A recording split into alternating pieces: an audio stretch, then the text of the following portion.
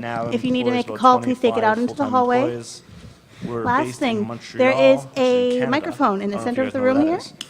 It's like If you have any questions at all, up and please come up cold. and ask the question into the that's where microphone. Canada is. This is streaming And, live, so if you ask a yeah, question from your if, seat, no one can hear we you like what we online. do. So please And, ask from the so microphone. we could do Q&A. Okay, we could and that just should do it. randomly talk Thanks, shit. guys. I tell you more about my kids. That's always fascinating. I can tell you about my cats, which is not fascinating. Yeah. No, okay. Let's do a Q&A. Let's do that. That cool? All right, who's a question? I have a question. No, yes. I think you should talk about what inspired you to do Least I Could Do. Why did you decide to be a full-time writer versus a full-time whatever you're doing? That's a hard question. Pass. It'll get us through to the first real question. All right, fine. I decided to become a writer because I always wanted to be a writer. I just didn't know it. And I wanted to see if I could write a comic strip because I love, no matter what else I do, what else I write, comic strip is my number one love. I love it. I love the medium. I love everything about it. I love 4 panels. I just love it. I love it. And I wanted to see if I could do it. And 10 years later, I guess I can. Not well, mind you, but well enough. We keep reminiscing about the same things every con. It's sort of like, remember when you used to worry if you'd have 100 strips in you or 1,000 strips in you? I just And wrote. now we're like, I just wrote Least I Could Do number 3,456. I'm like, holy shit. Hello? I think he's got it. Did that work? Yeah, Can you hear me? what was All right. that? It was Hey, everybody. My name's 750 Scott Allie. I'm the pages of editor-in-chief at Dark Horse LFG. Comics. Thanks for coming to 300 Emerald City Comic Con. beginnings. How many bears? Yep. I hope you've all had a chance to get by our booth. I imagine who's we'll the show question? it Let's do in the this. slideshow, but we have this great Yes, sir. big graphic for these books that we're going to be talking to you about today. On sort of the back side of the Dark Horse booth is this large mural that a painter named David Palumbo painted that sort of sums up this whole story that we're going to tease you on today and probably tell you almost nothing about it. But I'm going to introduce all the writers that we have here, and there's one more writer who's on her way. To my left is Chris Roberson, who's writing the Alien series for us.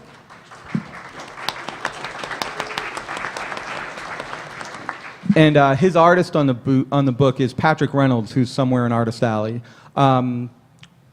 Paul Tobin, the writer of Colder and Bandette and many other things, is writing the main Prometheus book for us. Paul Tobin.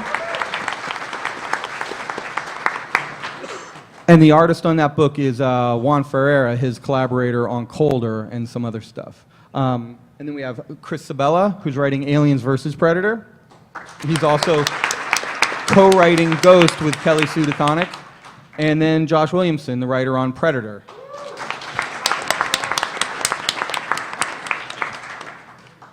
So, why don't you guys tell them a little bit about the process? We've had a unique process on putting this series together, and we want to share just a little bit about that with you. So if one of you guys can kind of take it on that.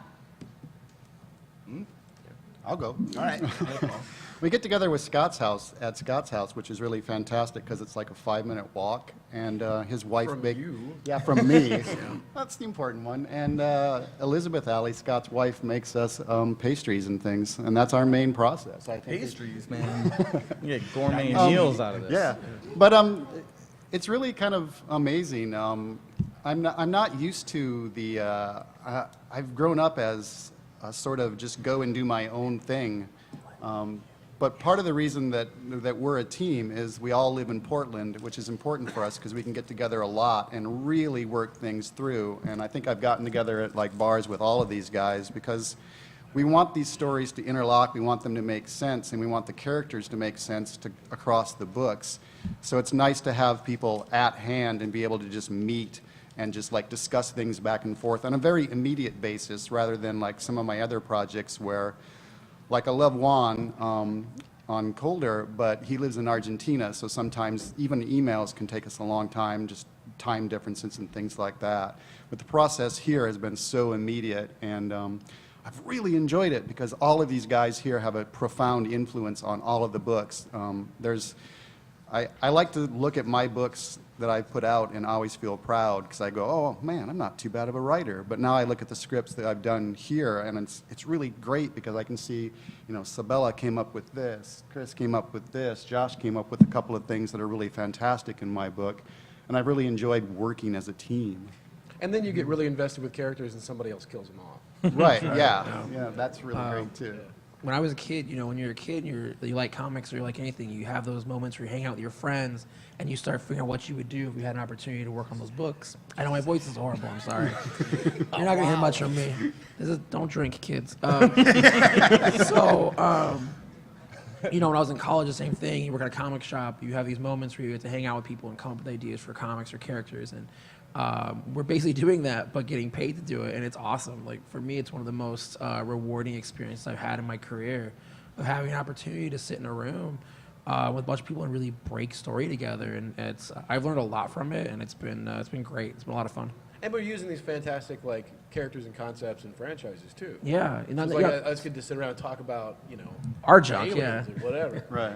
No, yeah, exactly. And we get to sort of like mess with this stuff that have a lot of people before us have come up with, and we get to sort of do something different with it. And I mean, like what Josh was saying, you get together with your friends just on anything, and you throw ideas and you snowball, and you know, you sit in the bar and you go, yeah, and then blah blah blah, and here we get to do that, except it counts for real, And somebody writes it down. yeah.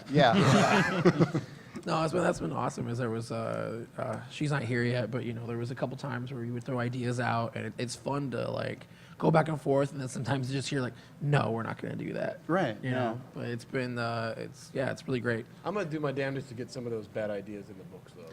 Thank you. No comment. What we'll wind up doing is get together at the house for like 5 hours at a stretch usually, right? Yeah. And when it started, we knew that we were using these properties, these, you know, the ones that are up there. We knew that we were using all of these, and we knew that we were treating the films as, you know, canonical. Everything we did in the books would need to work with what we know from the movies. And there was a bunch of material that my boss, Mike Richardson, and one of the guys from Ridley Scott's office, they'd worked out some other material, some guidelines and some like ideas about how the universe worked. But mostly we just had this big pile of stuff, and we said, all right, what are we going to do? And it was pretty much like that when we started, right? And we decided in the room together, when does it take place? How far after Prometheus? That's the one thing we're going to tell you now, is that it is after the Prometheus film. But how far after? Are there any characters from various films that are going to play into this? And, you know, and it was all about just the people in the room. These folks here, a couple of the other editors from Dark Horse, Randy Stradley, who's worked on Aliens comics since we first started doing them in like 88 or 89. Everybody's just throwing ideas out, and whatever ideas we in the room responded to, that's how we latched onto something. It wasn't like, well, Scott's the editor-in-chief, so if he says we got to have a two-headed robot, I guess we're doing a two-headed robot. There were a lot of things that any one of us threw out there as an idea. Exactly. I was like, Doing that one. I want a two-headed robot. So there were a lot of ideas that we threw out that one of us might be real excited about, and it just falls flat on the table, and nobody seems into it, and it sort of would go away. Yeah, there was one idea that Paul came to the table with. I don't want to say what it is because it could ruin stuff. But Paul came to the table with this idea that actually was shot down by somebody else. But in the process of them arguing about it, came about what we ended up using for a lot of the stuff. And it was a pretty impassioned argument. Fairly, yeah. But Yeah, all it was all awesome. it did was sort of like test the idea. It was like, well, no, you can't do that because, and then maybe Paul would say, well, but what if we did this? Or someone else would come in with what if we did this? And that really became the crux of the whole story. Yeah, it was a great like experience to watch that kind of happen in front of you. Well, that is fun because some of the ideas that work their way in, like one of us will just like jokingly say something, and you know, wouldn't it be cool if? And then we'll all sit there kind of dumbfounded and go, you know, it really would be cool if we did this. And then we just got to figure out how to make it work. Yeah, the making it work is always the part of the fun of it. Okay, and our fifth writer is walking up now. So here's Kelly Sue DECONNICK.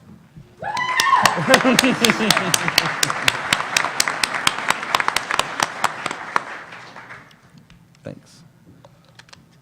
And we're going to open it up to questions for you guys, mainly probably questions we won't answer very specifically. But and Jeremy, are there other slides, or is that kind of it?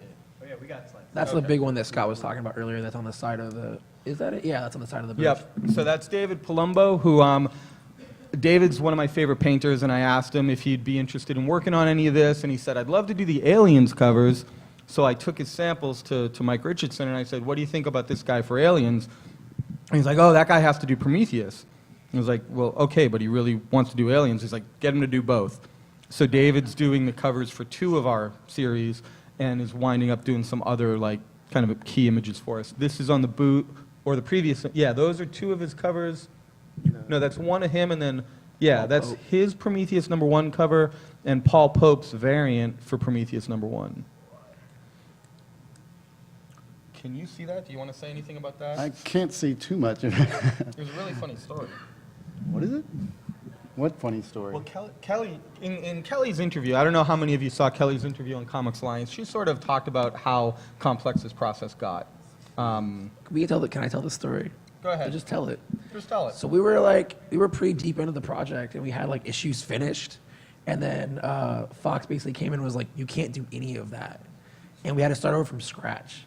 And I remember Paul came in the room, and I knew before Paul did, and I just walked up and I just hugged him because I knew. No, it was first Randy Stradley, who's one of the big editors, and he's on this project as well. Yeah, he's big in many ways. I walked into the house, and Randy was the first one I saw, and I'm like, "Hey, Randy," and he said, "You crying yet, Paul?"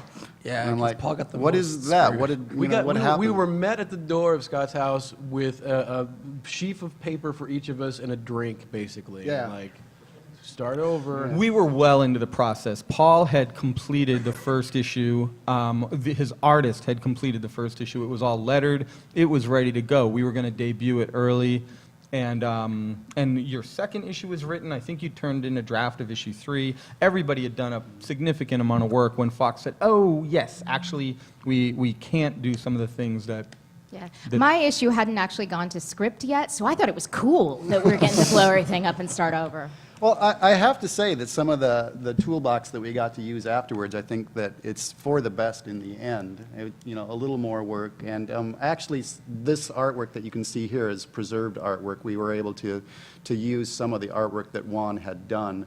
I sat down and reconfigured the story to make sure that Juan, didn't need to redraw an entire group of things. But because it's beautiful stuff, and I didn't want Juan to have to go through that again. Well, even more importantly, I didn't want to lose some of the beautiful stuff he'd done. So I think the new story's better, though.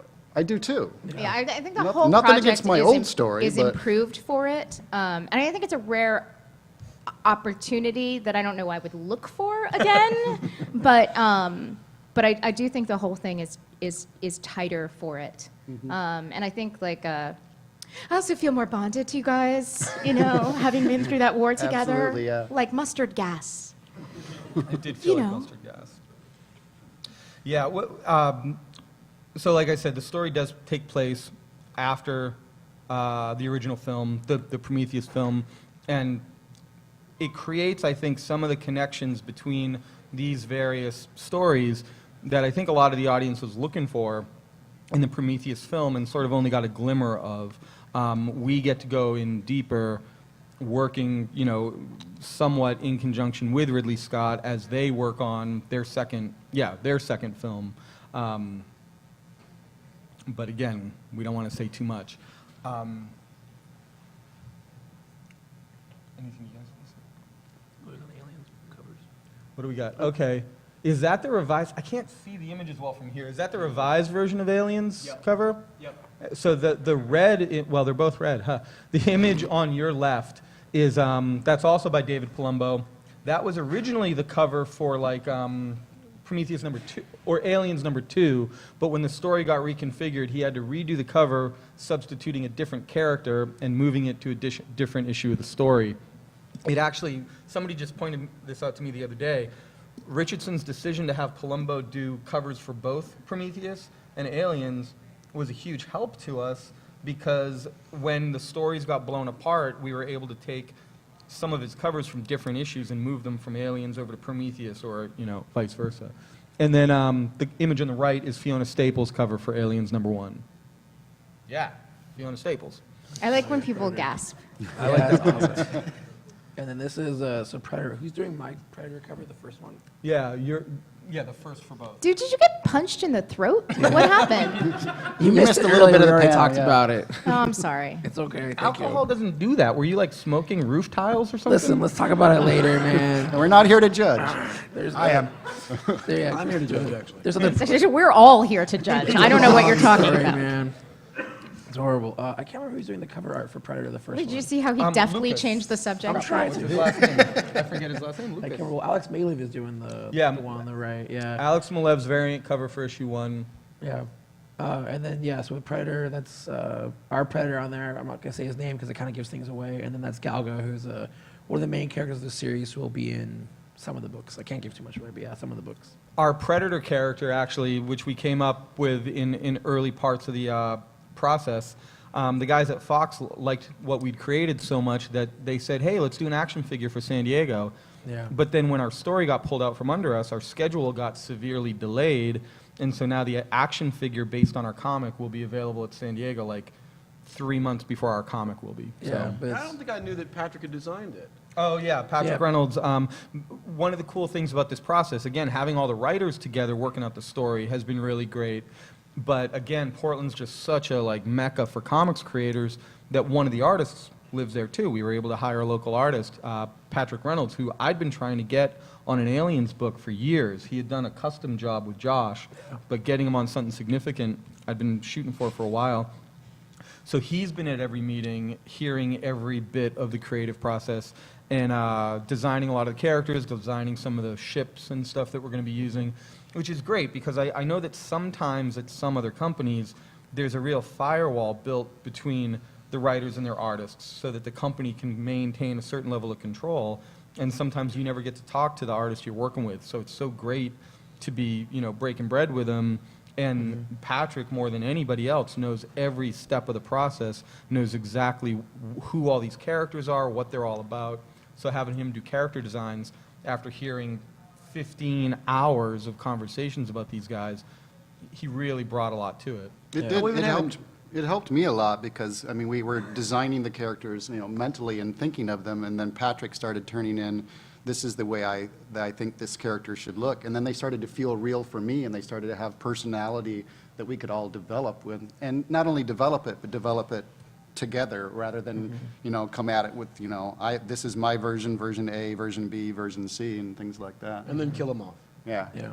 And it's like- Patrick it's- actually came up with a lot of the names, too, so. Yeah, he did. Yeah, and that's We've been, it's like mounting a really elaborate D&D campaign, too, because like we have side meetings where we design really elaborate maps for the that's what I was settings. gonna say. The maps. Yeah. And designing- Patrick's done all the maps. Yeah, rocket ships on graph paper and whatnot. I started that. Yeah. But no saving throws for anybody this time, so. And that's the last. Oh, there's more Predator covers. Oh, that's More mine. Predator. your book. Yeah. Those are the AVP covers, actually. So Mike Mignola on the right, and E.M. Gist, who's this amazing painter who I think has mostly done paperback stuff, but he's been doing, Guillermo del Toro introduced us to him for the Strain covers, and he just does some of the most in-your-face horror covers I've ever seen. So we thought putting them on, it's mislabeled, this should say AVP, putting them on the AVP comic. How would you, in a nutshell, Chris, say something about your AVP story? It's basically, I mean, I grew up, obsessed with both of these franchises. So this is basically me fulfilling a promise to like 10-year-old me to give him like the best AVP story possible. It's very much based in the horror aspects of both Aliens and Predators, but of course, there's like big, huge action scenes, but more than anything, like my guiding principle when I started this was like, don't screw it up, like, and hopefully I've stuck to that so far. So, Exudes confidence. So one of the things that we've pushed the hardest for, and I think gotten the most of, and you've heard a little bit of it here, is we really wanted to create these great characters, because one of the things about these properties, and Dark Horse has done comics with Aliens and Predators since our earliest days, the properties are really just these monsters. They're not characters. And so from series to series, there's not necessarily anything to follow because the aliens wind up killing everybody, or the Predators kill almost everybody. So these guys have done a tremendous job working together to create a cast of characters. In a way, I feel like this whole massive story is like the origin story of the Dark Horse Avengers team. But not to say more about that than that. But I want these guys to just talk about the characters a little bit without kind of spoiling it. You all know the aliens, you know the predators, and we're not going to tell you that much about how it all kind of comes together because that would spoil too much. But the characters that we're asking you to kind of come on board for, I'd love for these guys to say a little bit more about that. Do you have the usual suspects image? It's not in here. There was an early promo image we did where we took 6, I think, of our main characters, and Patrick did this great lineup of them. But it's not here. No, it's cool. There's one. But you should just trust us. It's really awesome. Really awesome. Yeah. Honestly, I don't know if we knew if any of those characters were still in the book anymore Yeah, after That's everything. part of the got problem. wrong. Yeah. One thing it's cool. Go ahead, Kelly. No, just go ahead. Okay. I'm still kind of a nerd, you know. So, for me, when I get to create something, yeah, I said kind of, whatever. You know, when you get to create these things, and then companies go and they put gigantic banners of those things, it's pretty awesome. And there's 2 characters. So the Predator in my book, the other character with him is a guy named Galgo, and he's on that giant banner. Right. It's just kind of cool to go out there and see like Galgo and the Predator. I keep wanting to call the Predator his real name, which I'm not supposed to do because that's a spoiler. But Is it really? Is that a spoiler? well, not really. I guess not. I can say it. I know I said do it. No, his name is Ahab. So his name is Ahab. When the toy comes out, the toy Yeah, you has see, as the Ahab. reaction where everybody went, oh, totally not a spoiler. So my book is about the Predator trying to catch his great white whale, trying to catch something that he wants to catch, and that's part of the story is what exactly it is to him is the great white whale. Yeah, dude, that is not a spoiler. That's a hook. All right, Kelly's right. Listen to Kelly. Repeat that. Kelly's right. Listen to That'll be Kelly. on my tombstone. And then we got Your ringtone, Kelly's right. Oh yeah, yeah. Well, one of my favorite memories of all of this is actually from Kelly. There's 2. One time I had an idea and I told the idea to the room, and Kelly just like reached over to my hand and was all, "No." And then I remember you and I were sitting across from each other at the table, and we were talking. You and I were talking about the Predator plot, and at one point I was like, "Well, that's the plot of Batman vs. Predator 3." And you looked at me like I spoke a different language. And you were like, "What are you talking about?" Yes, So, well, I try yeah. to teach my daughter that you don't have to be nice. You must be kind. And so I'm leading by example. Yeah, it's very good. And so Galgo is also a character that he's in the other books at first, and eventually makes his way into mine. And he's sort of this verbose, kind of bad character, I guess, in a way. And we sort of tell the story with him. Not, Yeah. not a bad character. Oh, he's a great character, but he's a bad person. Yeah, Bad person, yeah. I think that the reason I'm always hardest on you in the room, aside from the fact that I just don't like you, is that, What are you talking about? no, I'm kidding, is because your book is going to be so fucking good. Because you you. had, oh, I'm sorry. Oh, Sid, I'm sorry. Sid's like, I've heard it before. I know. Sid's heard it before from me, unfortunately. So freaking good. Yeah, you told me Because that one day, and it was like, Kelly, what are you doing? You're freaking me out. no, it's true though, because you were the one, like your premise, when we all sat down, it was like, I get that book. I get that book right away. It wasn't anything we had to like it just, like, you know, when you're making a sculpture and like, you know, when you're making a sculpture, what am I, so pretentious, but like, and the pieces that are not the thing just kind of fall away. That was like, bam, like I get it. Right. And so I'm mean and petty, and I was jealous, and I had to let that out. But yeah, no, your book is gonna rock. Your book is absolutely gonna rock. Unless you screw it up. Yeah. Yeah. Well, there's Which always you that. shouldn't do, and you can write that on a Post-it note and Yeah. put it right on Kelly your is right. monitor. That's just, Kelly is right. Yeah. yes, Kelly is right next to Kelly is right. Josh, don't screw this up. I'll do that. Okay. I'm still back on you being kind of a nerd. I'm totally a nerd. Yeah, no, I'm totally a nerd. There was one evening where we communicated entirely in quotes from Wrath of Khan. Yeah. And while Star Trek trying to 6. build a story. That night seemed to last a long time. Yeah. Yeah. Well, once we started, it was hard to stop. Well, you and me, because we kept leaning back to each other and like telling each other Star Trek jokes, but actually explaining story to each other via Star Trek comments. Yeah. So did we already tell you guys that all of these meetings take place at Scott's house? Was that before I came in? Yeah. Yeah. All right. I guess I could talk about mine a little bit. Yeah. None of my characters are on that big cool banner.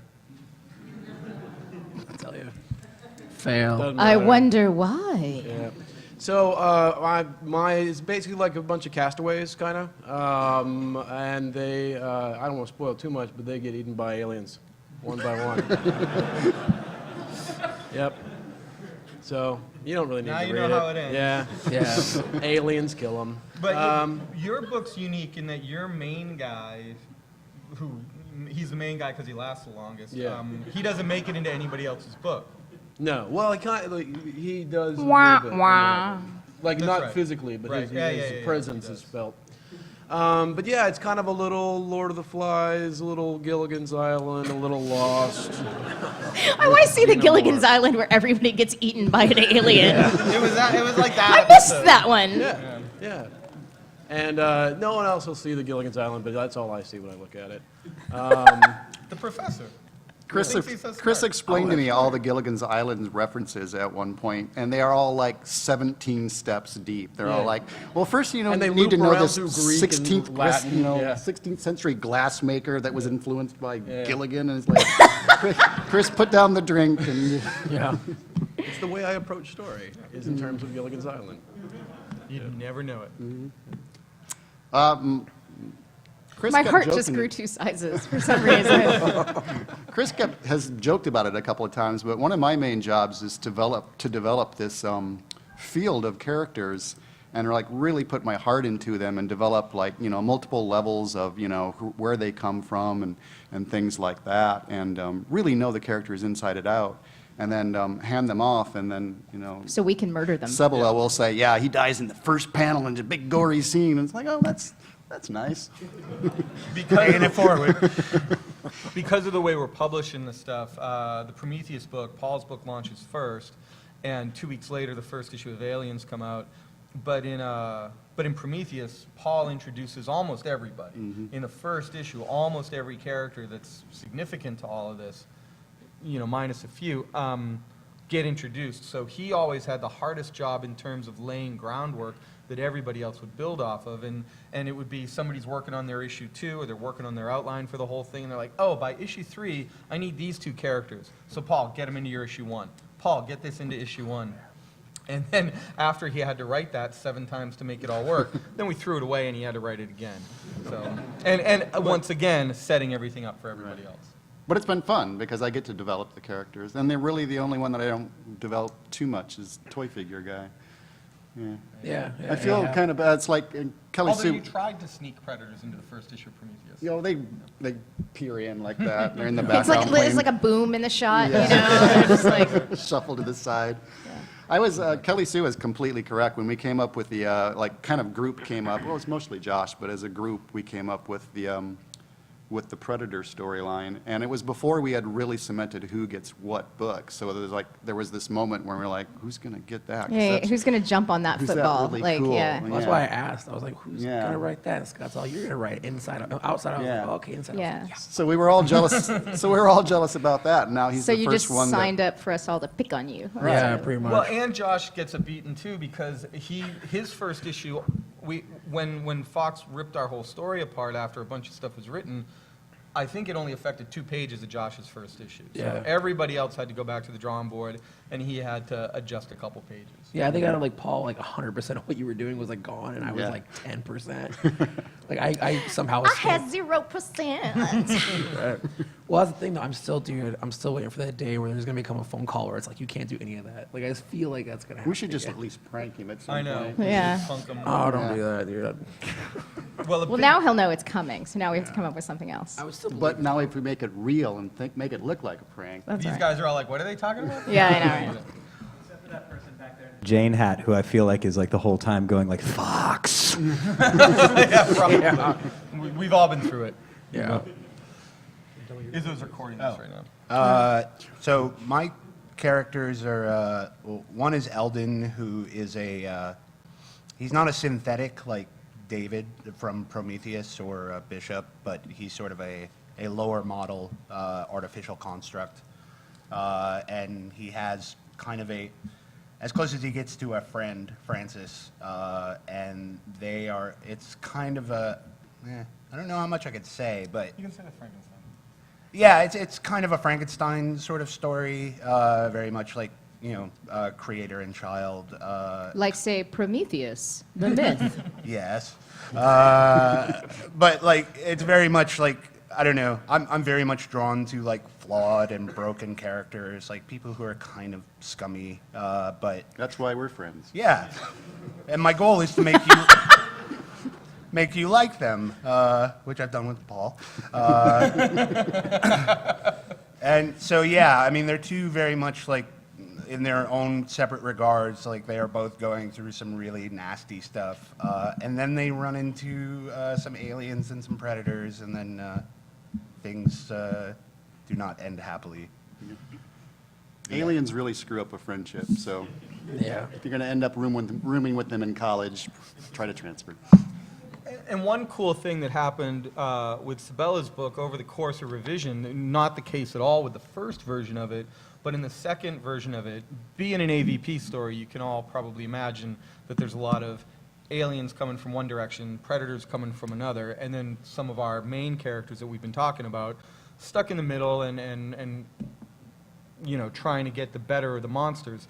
I don't think we've ever done this. I don't think anybody's quite done this, but most of it takes place on a group of spaceships. So there's this mess of a bloodbath taking place on these vessels, kind of like the first Alien movie, but more explosive, less suspense. Like when the whole when Fox shot everything down, like I think I almost like went into like withdrew into myself and was just silently weeping at the table. Like, Should I read the series of texts? no, please. I do remember that Josh texted me like earlier that day, and he was like, "Meeting's gonna go late," and for some reason I never asked him why.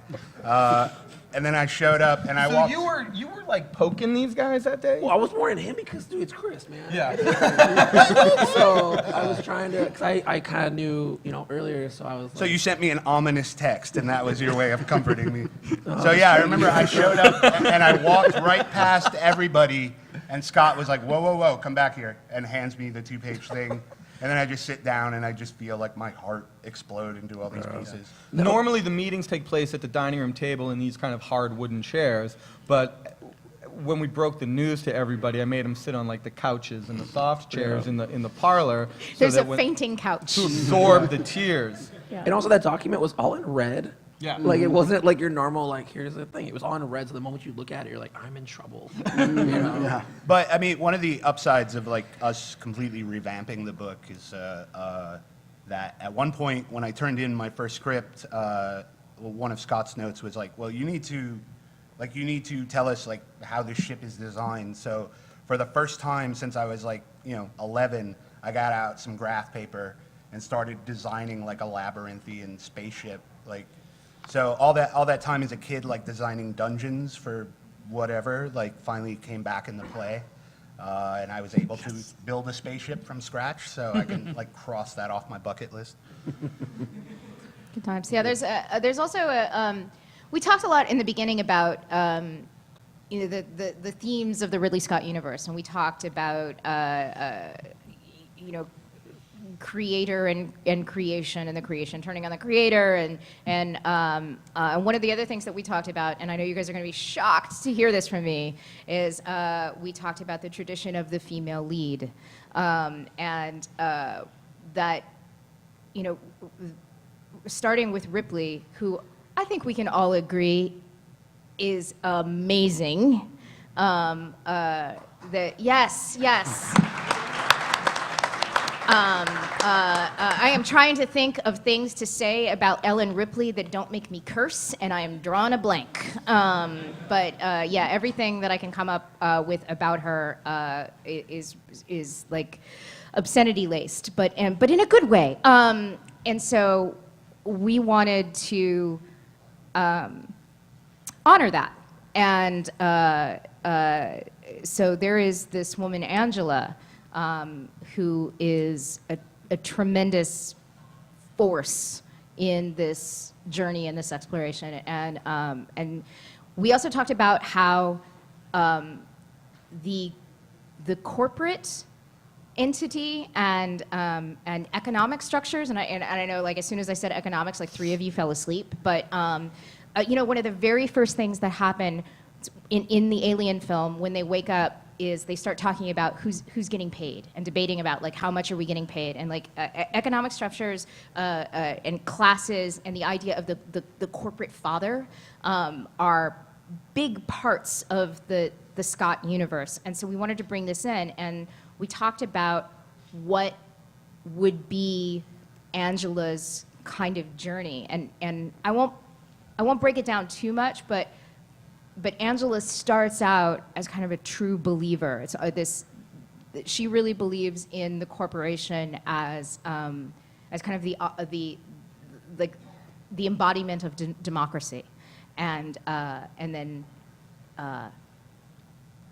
that changes for reasons. The thing that starts the story going is this character of Angela who's leading this mission, this exploration salvage mission, and that was always a big part of the framework of the story and the aspect of it that Kelly's talking about.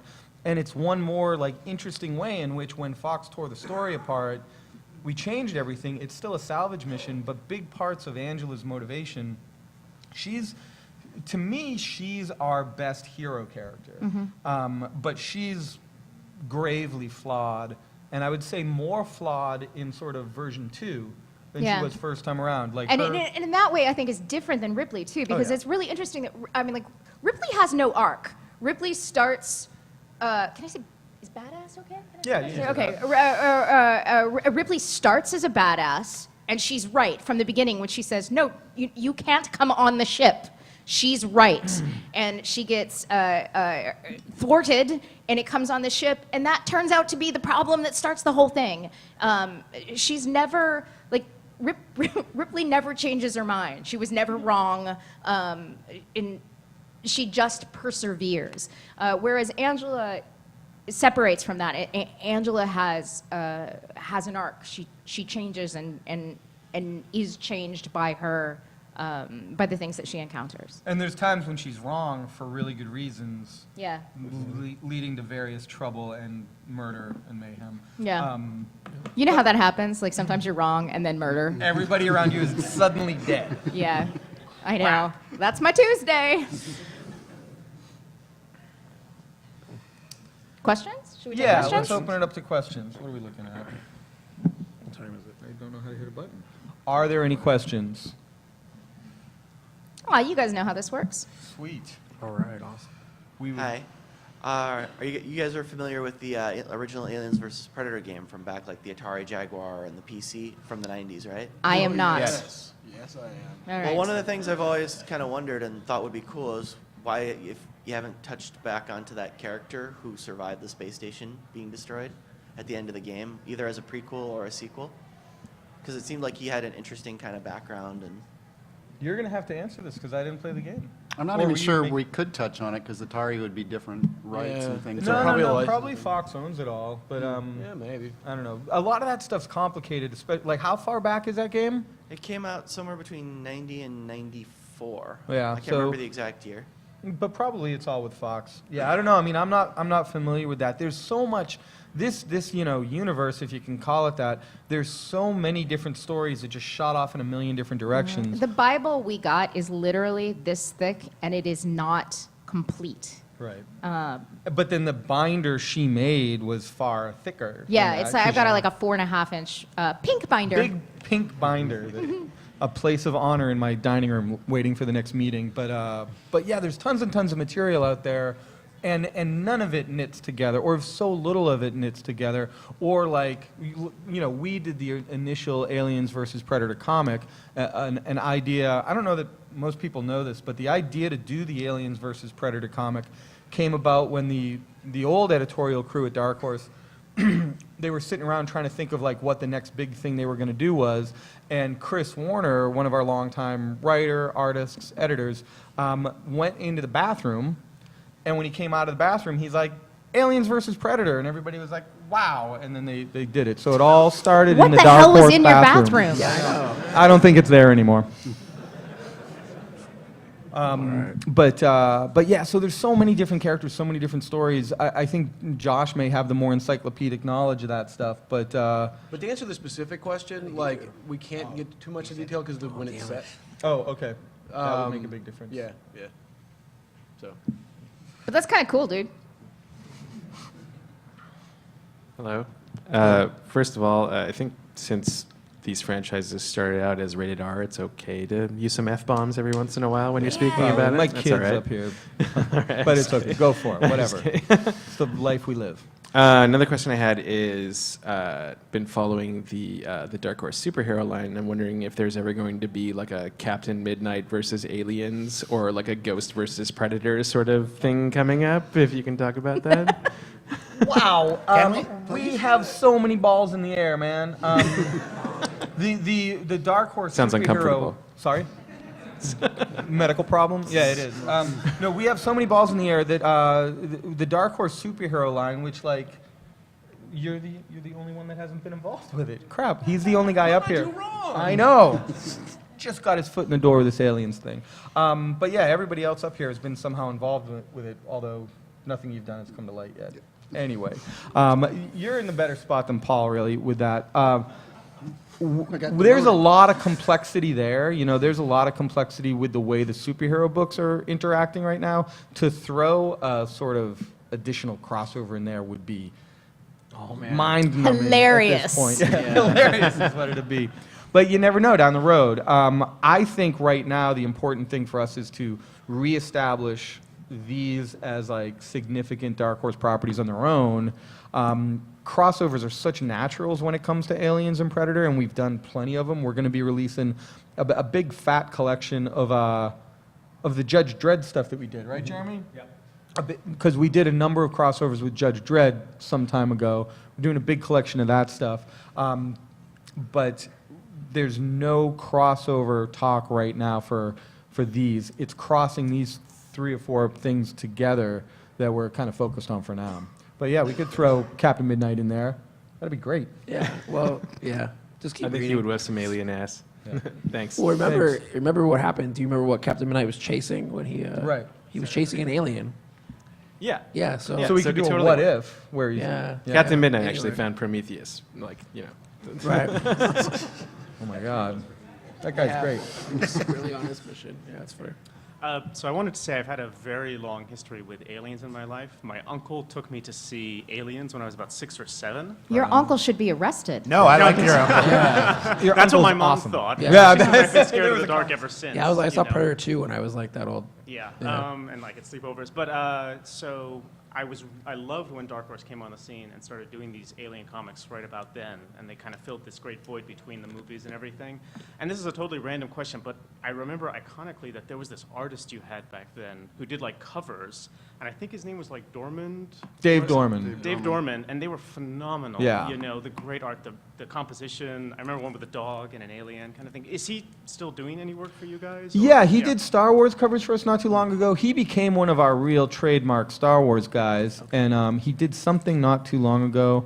Yeah, I mean, I think he did more comics work for us than anybody else, but it's been a bit. He also did an illustrated novel of aliens, a prose novel. That I remember. I mean, but Yeah. that was like in the '90s. Is that what you mean? Yeah, That- that one that was is what I mean, yeah. phenomenal. You know, it's all the Right, the but yeah, overcast, we've been graced with a lot of amazing artists on this stuff over the years. Mark Nelson was the first guy to do Aliens for us. John Bolton did a lot of covers for this stuff. I'm really in love with the guys we got right now doing these covers. The cover artists are different from the interior artists in most cases. But yeah, I'm not really sure what Dorman. I think Dave Dorman continues to talk to Mike and Randy, who worked with him back in those days.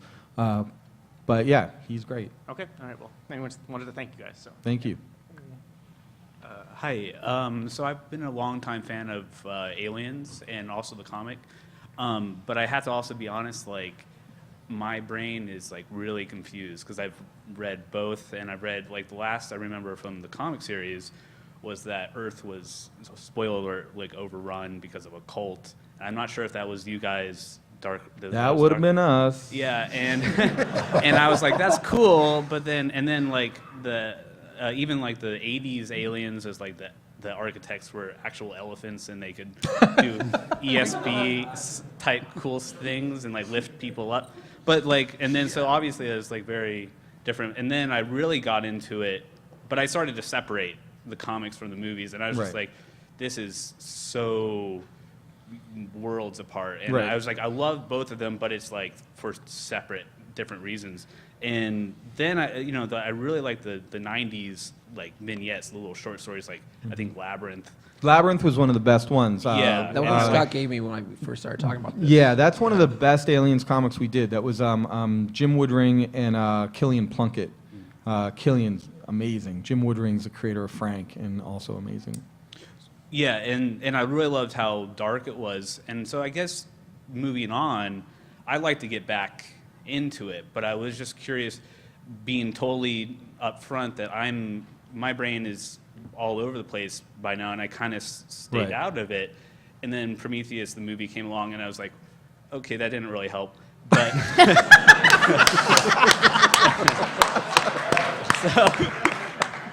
but I would love to get.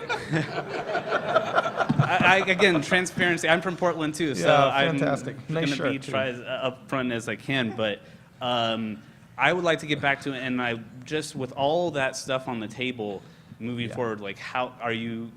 Could you try to help? Have I got a comic for you? Yeah, if we have done our job properly, you should be able to just let that stuff kind of drift to the back of your mind. Okay. And come in and let yourself be connected to these characters.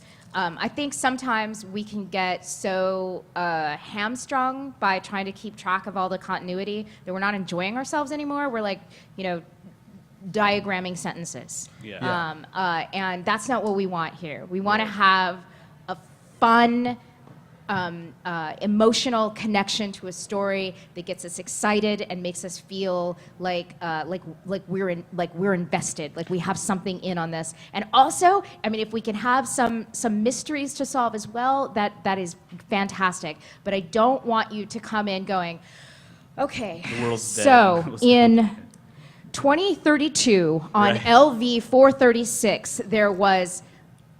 Forget it. That's not. So that's not what we're doing. Yeah. I would say, in addition to what you were saying about how you had to feel like the comics or whatever and the movies were separate, try watching all those movies, because I would have a hard time defining a continuity or a canon that made even just all the movies in one line really work.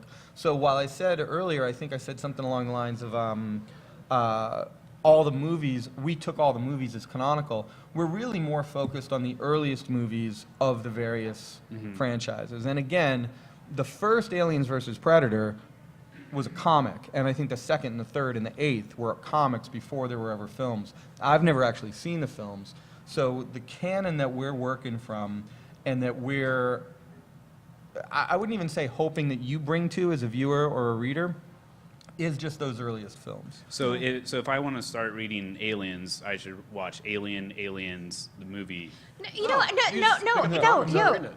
If we have done our jobs properly, and I hope, as we are all paid professionals, we have done our jobs properly. But no promises. Yes, even Josh.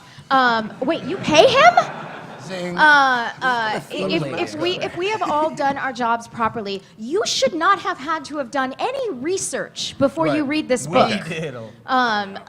If you come to this book, and I'm not saying that we're going to explain absolutely everything as we go, or immediately. Like some of the stuff you're going to be picking up as you go. But if you had to, there's no required reading. You bring as much or as little to it as you want. You should be able to enjoy this story and care about these characters and get your heart beaten a little faster coming in with nothing or with all of it. Okay, well, that's how I felt with the 90s vignettes, and that was really powerful, really dark, and I really hope you make it, because some of those were really, really gruesome, and I honestly kind of personally hope you really maybe keep that gruesome. There'll be some of that. Yeah. Okay, I wasn't sure on the spectrum. Right. No, it's not for my 9-year-old. Okay. But yeah, I mean, I guess I guess I could answer. Can I answer it like, or ask a specific timeline question about No, like the first and issue? our timeline now is under 5 minutes. So let Oh, me, okay. So Sorry. let me get the last guy. Yeah. But yeah, as far as that goes, you don't have to have watched this stuff, but it's only really the earliest in the various lines that really tie into what we're doing. But yeah. Okay, thanks. Thanks. Thank you. Okay, last question. Hey, it sounded really scary when you were talking about how Fox just came back and said, no, you can't do this. You should have been there. Would you be able, I mean, it sounds like, I mean, I'm assuming that they're going to make some portion of profit from this as well because it's their licenses, right? I mean, it sounded like they handled the resources very poorly. Like, did they not give you any type of, say, hey, don't do these things, but you can do this and this? Like, why did they let you do all of that work? And then, could you elaborate? I mean, was there some... Part of it, okay, so a big part of it is just that when we were doing the comics in the 90s, you never knew when another movie was going to happen, who was going to direct it, who was going to write it. If you follow the Aliens, franchise through the years, those movies started from scratch every time. So we did the comics with no idea about what might happen next in a film. So like one of the first great books we did, Newt's Tale, was completely obliterated in the opening minutes of Alien 3, right? And that's Which was a terrible decision, and I'm going on record as saying absolutely. so. Thank you. But That's like coming out against child abuse, but Right. whatever. But in the years since, licensing has really evolved a lot. And it's much more common, and we've been the pioneers of this, to really work so closely with the studios originating the material. Like the way we did the official 8th season of Buffy was a comic that Josh wrote for us. And that was with Fox. So we've worked very closely with video game developers and novelists and movie studios to make this stuff really, really work. That was the goal going into this Prometheus thing. However, we did know who was going to make the next movie. We knew it was going to be Ridley Scott, and it was underway. Everything was getting run by his office. And the thing is, when you're working on a big, billion-dollar movie like this, things change rapidly through the early course of the writing. So they were writing early drafts of Prometheus 2 and approving us based on that, and then stuff changed.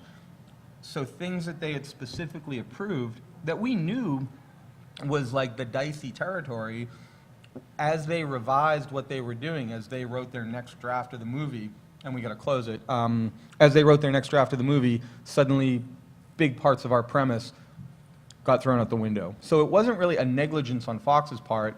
It was the fact that we were trying to do it at a time when things were very, very liquid. So everybody come by the Dark Horse booth. Thanks. Walk behind the Dark Horse booth and check out the big Aliens graphic, which looks much cooler there than it does on the wall here. And look for announcements about the books coming out later this year. Anything else?